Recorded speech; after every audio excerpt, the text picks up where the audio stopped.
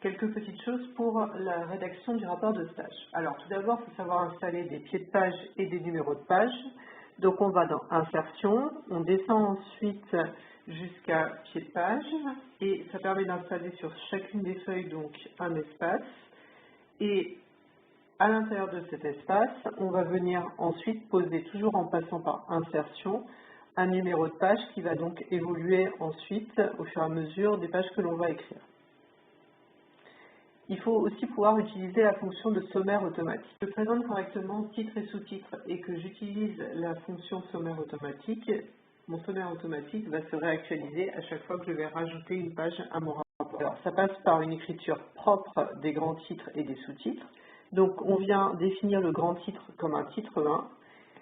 Ensuite, quand on crée des sous-titres ou des sous-parties, celles-ci sont définies par la formulation titre 2. Si je viens changer de partie, je viens travailler proprement, c'est-à-dire je fais insertion, saut de page et non pas entrée, entrée, entrée. Et si par exemple je crée une nouvelle sous-partie, je viens la définir de nouveau en titre 2, puisque c'est une arborescence qu'on définit. Une fois que j'ai présenté correctement titre 1 et titre 2, je peux demander à l'ordinateur de venir constituer de lui-même un sommaire automatique. Donc je viens dans Insertion, ensuite table des matières et index, et je lui propose donc de venir construire son sommaire. Si on passe maintenant sur la question du paragraphe rédigé.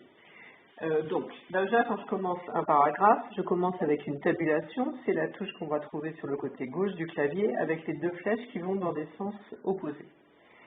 Ensuite, je vais avoir plusieurs manières possibles de venir présenter un paragraphe et pour cela, je vais pouvoir utiliser les différentes icônes que je trouve sur ma page. Donc, de manière traditionnelle, normalement, on présente un texte de manière justifiée. Donc, pour justifier, on vient aligner à gauche et à droite. Mais je peux utiliser d'autres fonctionnalités. Par exemple, je peux venir centrer le texte. Ensuite, je peux aussi décider de l'interligne et par exemple privilégier une interligne 1,5. Donc là, je descends et je viens proposer donc interligne 1,5.